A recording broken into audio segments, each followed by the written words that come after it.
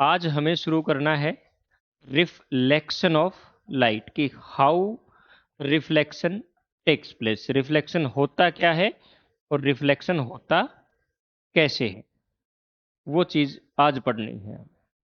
क्या होता है रिफ्लेक्शन, बताओ। Bouncing back of light when it strikes a smooth and shiny surface is called reflection। जब ये किसी, जैसे यहाँ से सनलाइट आई, वो मिरर पे टकराई, आप देखोगे तो सन की इमेज उसमें दिखाई देगी। आप खुद अपना चेहरा मिरर में देख पाते हो क्योंकि सनलाइट आती है, आपके चेहरे से टकराती है, वहां से टकरा के वो मिरर पे टकराती है और मिरर से फिर से टकरा के वापस आपकी आंखों में आती है, तो हम अपना चेहरा देख पाते हैं।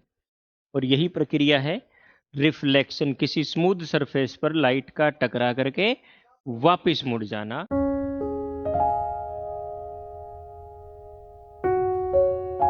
कितने तरह से रिफ्लेक्शन हो सकता है, बताओ।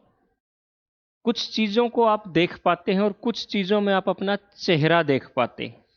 शीशे में आप चेहरा देख पाते हो, बहुत पॉलिश्ड कोई मेटल हो उसमें आप अपना चेहरा देख पाते हैं, लेकिन इस दीवार को, इस पैनल को आप सिर्फ देख पा रहे हैं, इसमें अपना चेहरा नहीं देख पा रहे। तो ऐसा क्यों है? रिफ्लेक्शन तो यहां से भी हो रहा है और रिफ्लेक्शन मिरर से भी हो रहा है। ऐसा क्या है उनमें? दो तरह के रिफ्लेक्शन होते हैं। एक वो रिफ्लेक्शन जिसमें आप अपना चेहरा नहीं देख पाते, उसको बोलते हैं डिफ्यूज्ड या इर्रेगुलर रिफ्लेक्शन। क्या होता है? किसी रफ सरफेस पर से ये रिफ्लेक्शन होकर के आता है। ये लॉज ऑफ रिफ्लेक्शन को फॉलो नहीं करता है। आगे पढ़ेंगे लॉज ऑफ रिफ्लेक्शन क्या है। इसमें जो इमेज है वो क्लियर इमेज नहीं बन पाती है। एग्जाम्पल के लिए, आपकी दीवार से, वुडन टेबल से लाइट टकरा के जो स्कैटर हो जाती है, जो सरफेस रफ है, स्मूथ नहीं है, या जो बैक साइड पॉलिश्ड नहीं है, उस पर से जो रिफ्लेक्शन होगा दैट इज इरेगुलर और डिफ्यूज्ड रिफ्लेक्शन। दूसरा है आपका रेगुलर रिफ्लेक्शन या स्पेक्युलर रिफ्लेक्शन। डिफ्यूज्ड का एंटोनिम है स्पेक्युलर, इरेगुलर का एंटोनिम है रेगुलर। स्मूथ सरफेस पे होता है जैसे कि आपका मिरर, और जो इमेज बनती है that is very clear. Then after, कैसे रिफ्लेक्शन होता कैसे है? रिफ्लेक्शन होता ऐसे है, जैसे ये आपका कोई मिरर या प्लेन सरफेस है। क्या है? मिरर या स्मूथ सरफेस है। कोई लाइट रे किसी सोर्स से आकर के इस पर गिरी। यहां से मैं कोई परपेंडिकुलर ड्रा करूं जिसको हम नॉर्मल कहते हैं, जो इस सरफेस के साथ 90 डिग्री का एंगल बनाए, तो यहां से टकरा के ये जब वापस मुड़ती है, इसको बोलते हैं रिफ्लेक्टेड रे। लाइट आई, प्लेन सरफेस से टकराई और वापस मुड़ गई। इस प्रक्रिया को बोलते हैं रिफ्लेक्शन। आप इस चीज को एनिमेशन से भी समझ सकते हो। रिफ्लेक्शन से रिलेटेड इंपॉर्टेंट टर्म्स।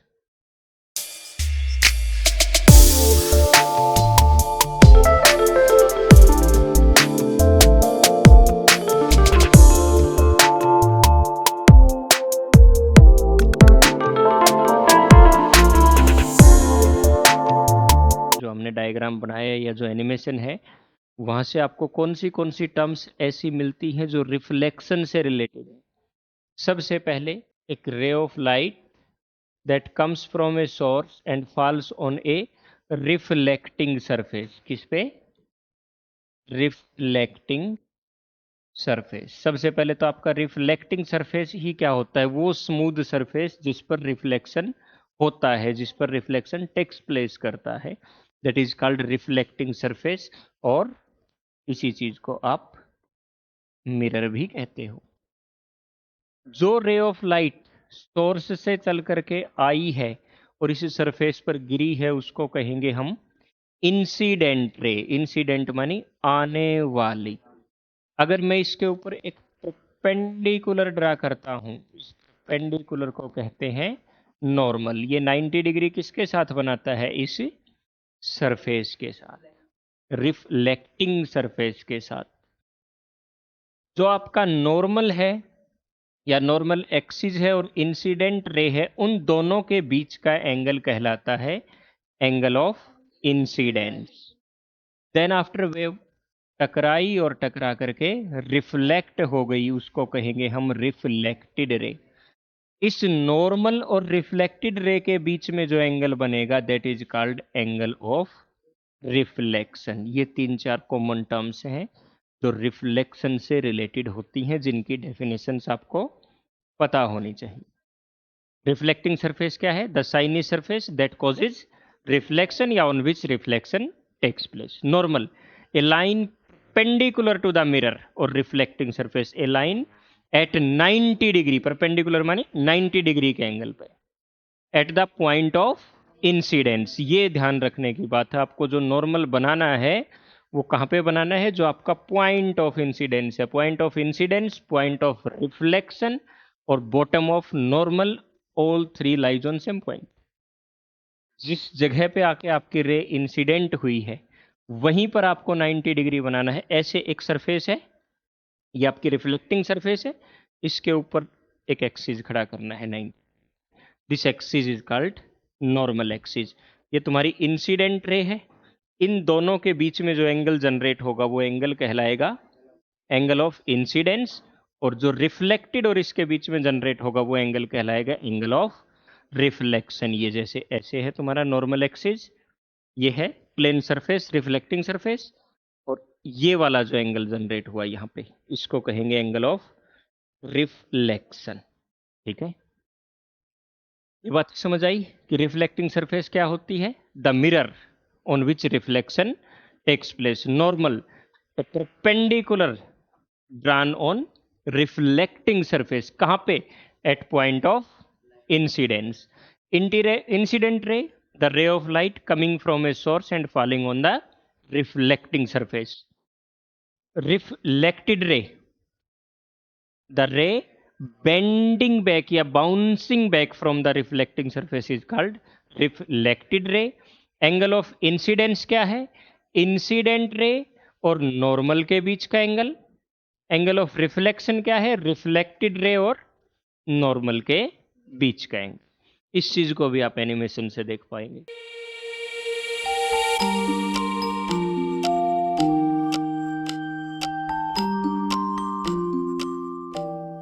मिरर, बताओ अब आप लोग कि मिरर क्या होता है? Smooth and polished surface that reflects most of the light falling on it is called mirror. वो प्लेन सरफेस जिस पर से लाइट रिफ्लेक्ट बैक होती है उस सरफेस को ही मिरर कहा जाता है। कितनी तरह के मिरर्स आपने देखे हैं? आपने अपना चेहरा देखने के लिए प्लेन मिरर देखा होगा, किसी व्हीकल का रियर व्यू मिरर देखा होगा, और हेडलाइट के अंदर मिरर होता है वो देखा होगा। डेंटिस्ट के पास मिरर देखा है? कान के डॉक्टर के पास, जिसके अंदर से वो ऐसे देखता है। और भी कहीं कोई मिरर देखा है तुमने? रेलवे स्टेशन पे मिरर देखा होगा, किसी ब्लाइंड मोड़ पे मिरर देखा होगा। अलग अलग टाइप के होते हैं, सारे सीधे नहीं होते। कितनी टाइप के मिरर्स होते हैं?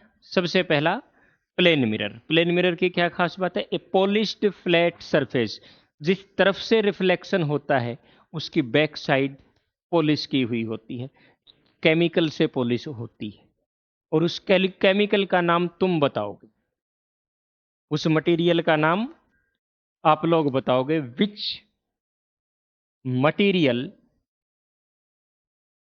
इज यूज्ड टू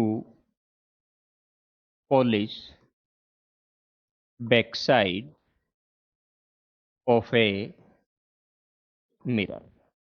बताओ, आज का क्वेश्चन तुम्हारे पास यही है। नहीं है तो तुम अपनी एनसीईआरटी पढ़ोगे, उसमें ये चीज लिखी हुई है। कल छांट के लाके दोगे मेरे को? पढ़ोगे ना एनसीईआरटी?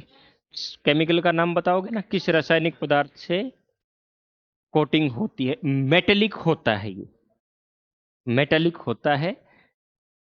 उसके बाद दूसरी टाइप के जो मिरर्स होते हैं वो आपके स्फेरिकल मिरर्स होते हैं। सरफेस ऐसा सीधा होने की बजाय ऐसा मुड़ा हुआ होता है, और मुड़े हुए पर भी हम यहां भी पॉलिश कर सकते हैं, तो इधर से रिफ्लेक्ट करना शुरू कर देगा।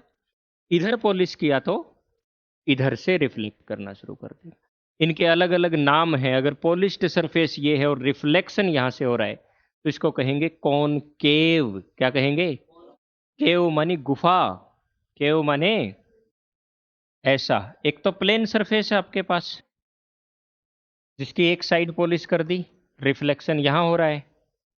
मैं इसकी दूसरी साइड पॉलिश कर देता, लाइट बीम उधर से आती, रिफ्लेक्शन यहां हो जाता, कोई फर्क नहीं पड़ता, दोनों तरफ से सेम है। लेकिन जो स्फेरिकल मिरर्स हैं, अगर मैं इसके आउटर सरफेस को पॉलिश कर देता हूं और रिफ्लेक्शन अंदर वाली सरफेस पर होता है, तो इसको कहते हैं कॉनकेव। और अगर मैं इसकी पॉलिश अंदर वाली साइड कर देता हूं और रिफ्लेक्शन बाहर की तरफ उभरे हुए हिस्से से होता है, तो इसको बोलते हैं कॉन्वेक्स। केव मानी गुफा, केव मानी अंदर की तरफ से रिफ्लेक्शन होना चाहिए, कॉनकेव कहलाएगा। और बाहर की तरफ से रिफ्लेक्शन होगा तो क्या कहलाएगा? क्या कहलाएगा भाई? कॉन्वेक्स। Very good. ये लो जी, कॉनकेव मिरर कौन सा मिरर है? इनवर्ड कर्व्ड, या the reflecting surface is inward surface. And convex कौन सा है? आउटवर्ड कर्व्स, यानी कि reflecting surface is outward surface. और इनके डायग्राम में भी तुम कुछ अंतर देख रहे हो। स्पेशल टाइप के इमेजेस इसमें क्रिएट होती हैं। हेलो भाई साहब, प्लीज वेकअप। इसकी इमेज देखो और इसकी इमेज देखो, ये इनवर्ड है, अंदर की तरफ है, और ये, अब मुझे नहीं पता, इनमें से एक कॉनकेव है और एक कॉन्वेक्स है। एक में सीधी इमेज बन रही है और एक में इन्वर्टेड इमेज बन रही है। क्वेश्चन है आप लोगों के लिए कि विच वन इज कॉनकेव? इनमें से कॉनकेव कौन सा है, जिसमें सीधी इमेज बन रही है वो, या जिसमें उल्टी इमेज बन रही है वो? आगे की क्लासेज में जब तुम कॉनकेव और कॉन्वेक्स की इमेज फॉर्मेशन पढ़ोगे ना, तब इस प्रश्न का जवाब मिलेगा। ध्यान रखोगे ना? दो क्वेश्चन है, एक क्वेश्चन का जवाब तुम खुद से ढूंढोगे, इस मिरर की सरफेस पर पॉलिश किस केमिकल से की जाती है, और दूसरा किस में उल्टी इमेज बन रही है और किस में सीधी। ऐसा भी हो सकता है कि दोनों में ही उल्टी इमेज बने और दोनों में ही सीधी इमेज बने, या ऐसा भी हो सकता है एक में हमेशा उल्टी बने, एक में कभी उल्टी बने कभी सीधी बने। कब और कैसे होगा ये हम पढ़ेंगे किसमें? Image formation by spherical mirrors. Next class में वो चीज पढ़ेंगे। हाँ जी, ये देखो, हमने तीन तरह के मिरर देखे। एक प्लेन मिरर, जिसकी एक साइड को हमने पॉलिश कर दिया, दूसरी साइड से रिफ्लेक्शन होगा, माने कि यहां से इमेज आई, लाइट आई और इधर रिफ्लेक्ट बैक। दूसरा कॉनकेव होगा, डायग्राम से पता लगता है, जिसकी रिफ्लेक्टिंग सरफेस अंदर वाली हो उसको कहेंगे कॉनकेव, और जिसकी रिफ्लेक्टिंग सरफेस बाहर वाली हो उसको कहेंगे कॉन्वेक्स। तो आज हम इनमें से एक मिरर पढ़ते हैं, कौन सा? Plane mirror. फिर पढ़ेंगे कॉनकेव और फिर पढ़ेंगे कॉन्वेक्स। प्लेन मिरर, इमेज कैसे बनती है, क्या क्या उस इमेज की क्वालिटीज होती हैं, तुम ये डायग्राम देखो और बताओ मेरे को कि इसमें जो इमेज बनी है, मैं दो तीन चीजें पूछता हूं, वो इमेज कैसी है। पहला, क्या ये इमेज इरेक्ट है या इन्वर्टेड है?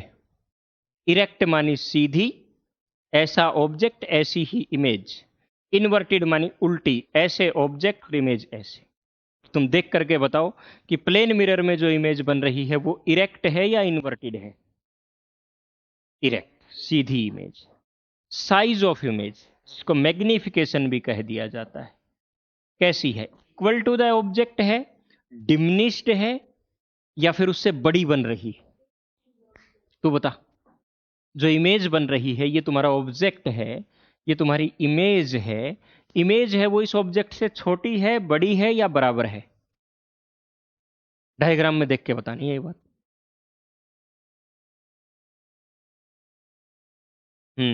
इसका साइज और इसका साइज छोटा बड़ा या बराबर बताना है, बराबर है। Distance between object and mirror is equal to the distance between image and object or not? जैसा ऑब्जेक्ट है वैसा ही दिखेगा, इरेक्ट है। जिस साइज का ऑब्जेक्ट है उसी साइज का दिखेगा, इक्वल है। जो गैप मिरर और ऑब्जेक्ट के बीच में है वही गैप मिरर और इमेज के बीच में। इमेज मिरर के दूसरी साइड बनती है। रियल है या वर्चुअल इमेज है? वास्तव में रेज एक दूसरे को कट कर रही हैं या कट करती हुई दिख रही हैं? कट करती हुई दिख रही है। यहां से रिफ्लेक्ट तो ऐसे हो गई थी ये, है ना, यहां से आने वाली, जबकि यहां पे बीच में मिरर है तो आर पार आ ही नहीं सकती। ये सिर्फ हमें एक विजुअलाइजेशन होता है, एक आभास होता है कि ये दोनों तरफ की रेज एक दूसरे को मीट कर रही है। तो ये इमेज रियल नहीं है, ये एक वर्चुअल इमेज है। ठीक है, these are the properties of image formed by mirror. एक खास चीज और है इसमें, the image is laterally inverted. ध्यान से देखो, अगर मैं इस पोर्शन का लेफ्ट राइट निकालूं, इसको लेफ्ट कह देता हूं, इसको राइट कह देता हूं। असल में ऐसे खड़ा हूंगा तो ये लेफ्ट है और ये राइट है, लेकिन सामने से जो तुम्हें दिख रहा है ये लेफ्ट है और ये राइट है। यहां पे पी लिखा हुआ, या मैं यहां पे कोई डॉट बनाता हूं। ये डॉट जितना दूर मिरर से होगा उतना ही दूर इस साइड से होगा। ये देखो, तुम्हारी जो राइट वाली साइड है वो इधर दिख रही है और जो लेफ्ट वाली साइड है वो उधर दिख रही है। बायां हिस्सा बाई दाई तरफ और दायां हिस्सा बाई तरफ दिखता है, उसको बोलते हैं लेटरल इन्वर्जन। क्या बोलते हैं? Lateral inversion. ये लीजिए जी, जो टर्म्स हैं या जो प्रॉपर्टीज हैं formed by a plane mirror. पहली प्रॉपर्टी क्या है? Image is virtual not real. वास्तव में रेज आपस में कट नहीं कर रही, वो कट करती हुई दिख रही है, इरेक्ट सीधी है, जिधर ऑब्जेक्ट का सिर उधर इमेज का सिर, एंड सेम साइज, साइज में भी बराबर है। दूसरा, ये लेटरली इन्वर्टेड है, लेफ्ट राइट की तरफ दिखता है और राइट लेफ्ट की तरफ दिखता है। डिस्टेंस जो ऑब्जेक्ट की मिरर से है वही डिस्टेंस आपकी इमेज की भी मिरर से है। लेटरल इन्वर्जन क्या होता है बताओ? ये एक ऐसा फिनोमिनन या ऐसी घटना है जिसकी वजह से लेफ्ट राइट में दिखता है और राइट लेफ्ट में दिखता है। The phenomenon due to which the left side appears as right and the right side appears as left in a mirror is called lateral inversion. Example lateral inversion के कहां ये काम आता है? एम्बुलेंस पर तुमने एम्बुलेंस लिखा देखा है कभी? उल्टे अक्षरों में लिखा हुआ होता है ना? ऐसा क्यों करते हैं? क्योंकि ये जो गाड़ी है इसके साइड व्यू मिरर में देखोगे तो आपको ये पीछे से सीधा लिखा हुआ दिखाई देगा, और कोई भी ड्राइवर पीछे से साइड मिरर देखता है, हॉर्न के साथ तो दिखता है कि एम्बुलेंस आ रही है, वो उसको साइड दे देगा। और इस तरह के बहुत सारे प्रैक्टिकल यूजेज हैं जहां हम लेटरल इन्वर्जन की प्रॉपर्टी का यूज करते हैं। गाड़ी का साइड मिरर प्लेन मिरर नहीं होता है, वो कर्व्ड मिरर है। कॉनकेव है या कॉन्वेक्स ये बाद में देखेंगे, कॉनकेव है या कॉन्वेक्स ये चीज हम बाद में देखेंगे। ये कर्व्ड मिरर है और इसमें भी हमें लेटरल इन्वर्जन दिखाई देता है। Lateral inversion is not only the property of a plane mirror, it is actually the property of a mirror. Formation of multiple images, इन सब प्रॉपर्टीज के अलावा प्लेन मिरर एक प्रॉपर्टी और शो करता है कि एक की बजाय कई सारी इमेजेस बना देता है। नाई की दुकान में गए हो, आगे शीशा पीछे शीशा, तुम्हें उसमें मल्टीपल इमेजेस दिखाई देती है। अगर दो प्लेन मिरर्स के बीच में आदमी को खड़ा कर दिया जाए तो ही विल और शी विल सी हिज और हर मल्टीपल इमेजेस। तो ये मल्टीपल इमेजेस क्यों बनती है? उधर से टकरा के उधर, उधर से टकरा के उधर, उधर से टकरा के, मतलब मल्टीपल रिफ्लेक्शंस की वजह से मल्टीपल इमेजेस जनरेट होती हैं। क्या कितनी सारी इमेजेस जनरेट हो सकती हैं? हाँ भाई, कितनी इमेजेस जनरेट हो सकती हैं? भाई साहब आप बताओ, खड़े होके सामने आओ और आप खड़े खड़े पढ़ो। दो प्लेन मिरर्स में कितनी इमेजेस बन सकती हैं? इनफाइनाइट, हमेशा इनफाइनाइट, या उनके रखने के तरीके पर भी नंबर ऑफ इमेजेस डिपेंड करती हैं टेबल? हाँ, रखने के तरीके पे, क्योंकि यहां देखो तुम, सिर्फ और सिर्फ 1 2 3 इमेजेस जनरेट हो रही हैं। कहीं ना कहीं किस एंगल पे दो मिरर्स एक दूसरे के साथ रखे हैं, ऐसे रखे हैं तो इनफाइनाइट बन रही है, मैं मानता हूं। इनके बीच का जो एंगल है उस पे कहीं ना कहीं डिपेंड करता है कितनी इमेज कोई मिरर बनाएगा। तो उसके लिए कोई फॉर्मूला चाहिए है कि मल्टीपल इमेजेस की जो फॉर्मेशन होती है वो कैसे, किस सिद्धांत पे होती है। अगर दो मिरर रखे जाते हैं किसी एंगल एक्स पे या थीटा पे, मान एक मिरर आपका ये है और दूसरा मिरर इसी के साथ जोड़ के उनके बीच में कोई एंगल बना दिया जाता है, तो इस एंगल की वैल्यू पे डिपेंड करेगा कि आपकी कितनी इमेजेस बनेंगी। बहुत सिंपल सा फॉर्मूला है, 360 डिवाइडेड बाई जो आपका एंगल है -1। फॉर एग्जाम्पल मैं क्वेश्चन देता हूं आपको, बताओ दो मिरर के बीच में एंगल है 30 डिग्री, कितनी इमेजेस बनेंगी? दो प्लेन मिरर्स के बीच में 30 डिग्री का एंगल है, एक ऑब्जेक्ट उनके सामने बना है, कितनी इमेजेस बनेंगी? 360 डिवाइडेड बाई 30 माइनस, बोलो कितना? -1, 11। Very good. इसी तरह तुम किसी भी वैल्यू से फाइंड आउट कर सकते हो कि कितनी इमेजेस बनेंगी। अगर दो मिरर 180 डिग्री पे रखे हैं, 180 डिग्री पे कैसे रखे जाएंगे? एक ये और एक ये, भाई साहब तो भी मल्टीपल इमेजेस जनरेट करेंगे। इन दोनों के बीच में कोई ऑब्जेक्ट है ना, तो भी मल्टीपल इमेजेस जनरेट करेंगे, लेकिन इमेज बनेंगी कितनी? एक ही बनेगी। 120 डिग्री पे थोड़ा सा झुका दिया, दो। 90 डिग्री पे एक ऐसे और दूसरा ऐसे, तो 3 इमेजेस। 72 डिग्री पे 4 इमेजेस, 60 डिग्री पे 5 इमेजेस, 45 डिग्री पे 7 इमेजेस, 30 डिग्री पे 11 इमेजेस, और अगर 0 डिग्री पर है, 0 डिग्री पर मानी एक दूसरे के आमने सामने रखे हैं, तो कितनी इमेजेस बनेंगी? Infinite images form. कल की क्लास में हम पढ़ेंगे कि रिफ्लेक्शन के सिद्धांत क्या है, लॉज ऑफ रिफ्लेक्शन।